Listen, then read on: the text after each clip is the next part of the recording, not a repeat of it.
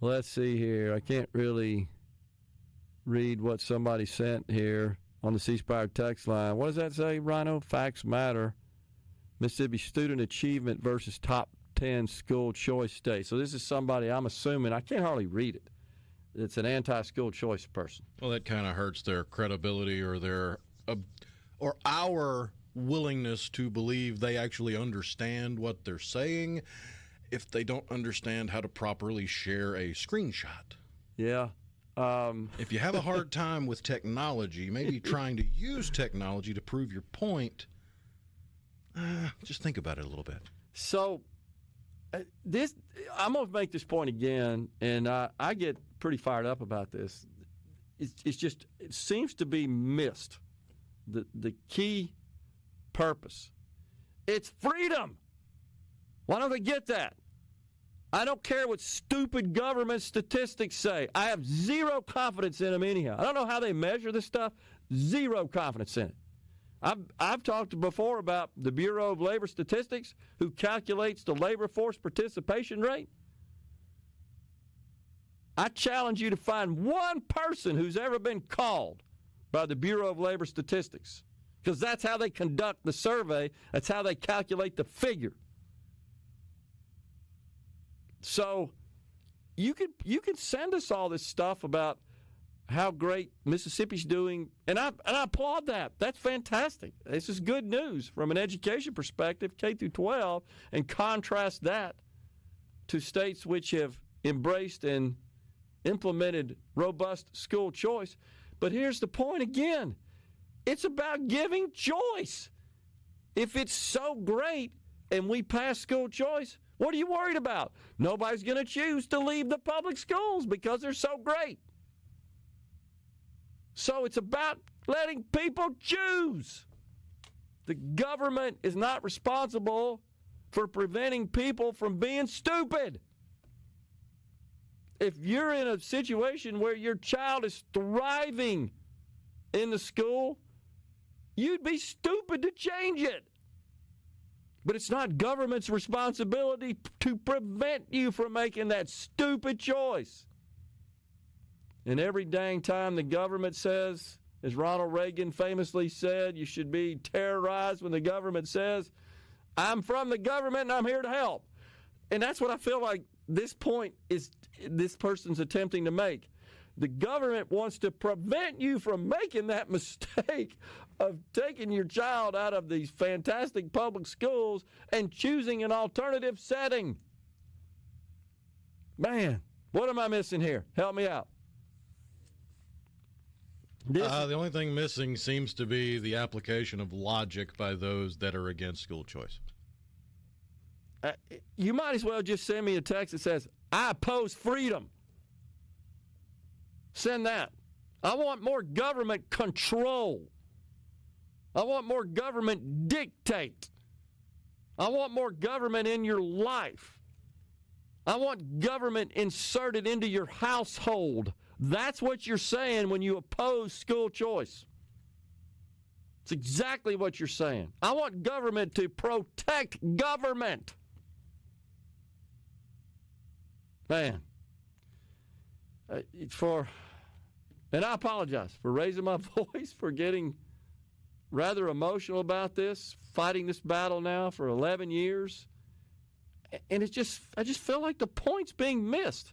This is about giving people a choice. All I can think about, Rhino, is Bernie Sanders when he was aghast at the amount of choices of deodorant. Remember that famous clip? Why do we need all this deodorant? So what do you want, Bernie? The government to dictate? The answer to that, of course, is yes, that's exactly what he wants. I, Bernie Sanders, am better equipped to run the $30 trillion economy than is the market. And that's the same thing we're talking about here. The government is better equipped to make these choices for families, parents, students than they are. Honestly, what you're saying is that our education system's failed because they can't make the right choice. You're essentially indicting the very institution you're protecting. Man, Man, oh man. I do not disagree with your point, and it is a valid point.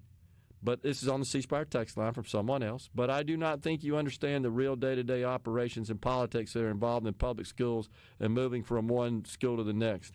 Au contraire, I promise I do. I promise that I understand it. You just made even a greater point for why we need to implement this. It should be free of politics and protectionism.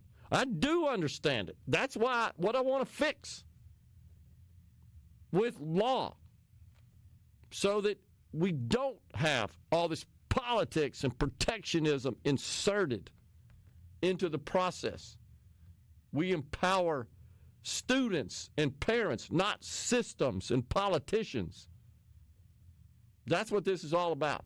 But then the third assistant to the secretary for the superintendent might actually have to do something instead of taking a 4-hour lunch break. Oh, I see.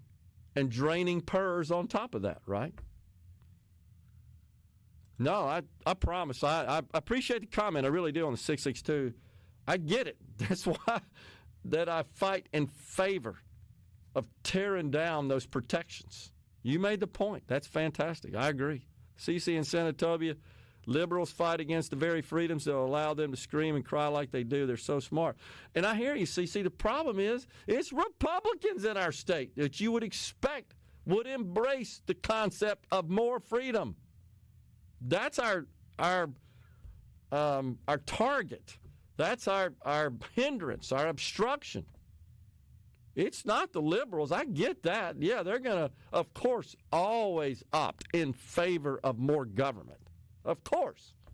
I mean, that's consistent with their philosophy, with their party's principles, honestly.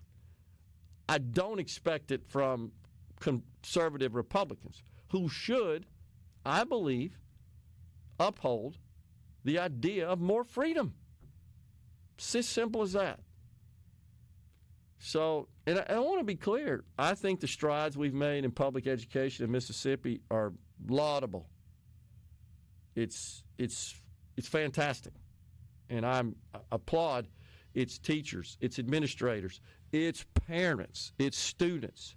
To a great extent, you have to credit our government for years ago adopting educational policies that I think also contributed greatly to this.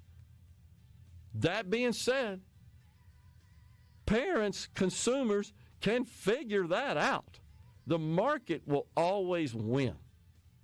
Freedom and freedom of choice always wins. It self-corrects. You're either producing or the market punishes you.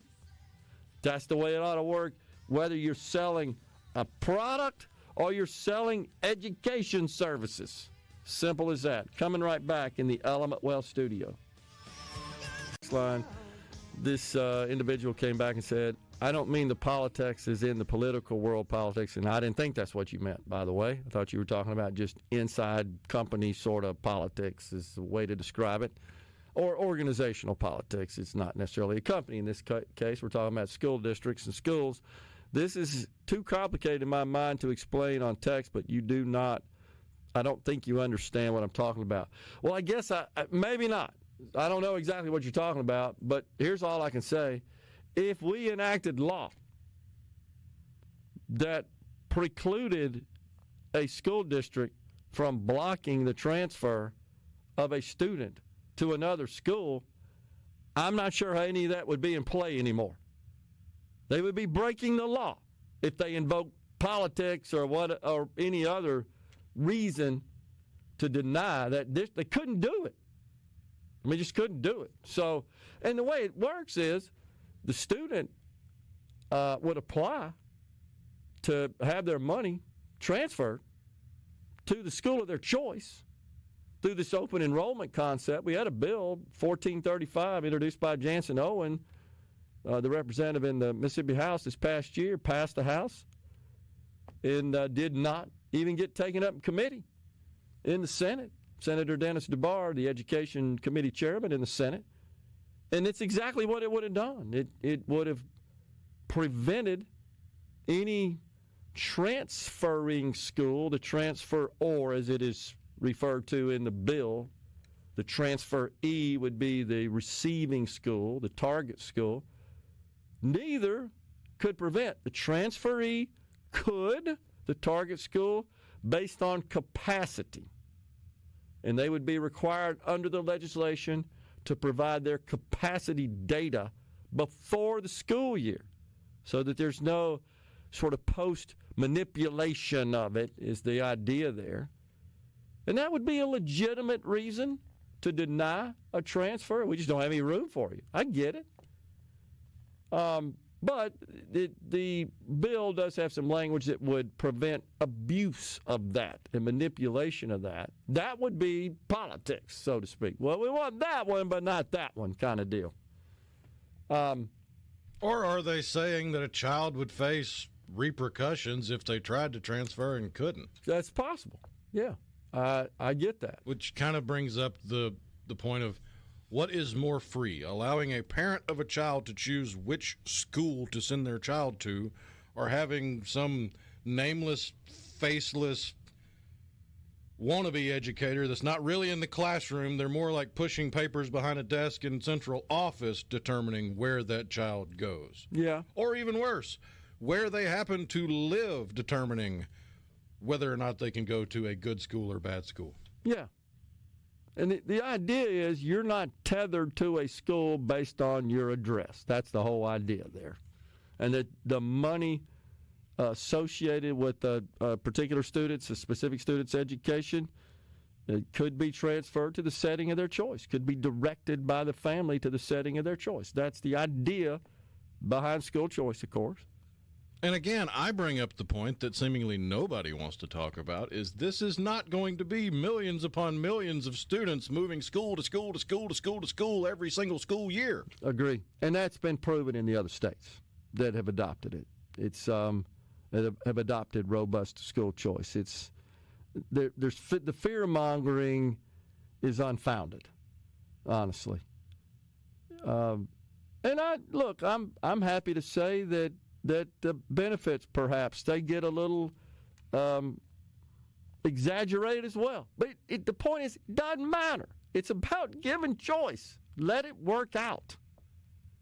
Let it work itself out through market-based decisions. Simple as that. Ben on the C Spire text line from Madison says, as you've stated before, race absolutely plays a role in the debate regarding school choice expansion. I don't necessarily believe all those who oppose school choice are racist, but oftentimes the only point they seem to make revolves around the concern of who may transfer to a particular district. No doubt about it. I'll say it again. I think race is at the core of why we can't get it done in Mississippi. Why can they get it done in other states? And I submit that's because the difference in the composition of our population by race is so small. We're separated by a smaller margin than in many other states. In fact, by the lowest margin of all the states. I mean, that's just mathematical fact, and it does complicate things. There's no doubt about it. If we set up everything in our day-to-day lives the way the screwed-up government school system sets up where my kids can go to school, I would not even be able to leave my ward or district to shop or attend church services. They mandate our schools, a choice or lack thereof, so I think we should have a choice there because my school system is the pits. Therefore, I have to pay a fortune to send my kids to private school. That's on the C Spire text line. Get it.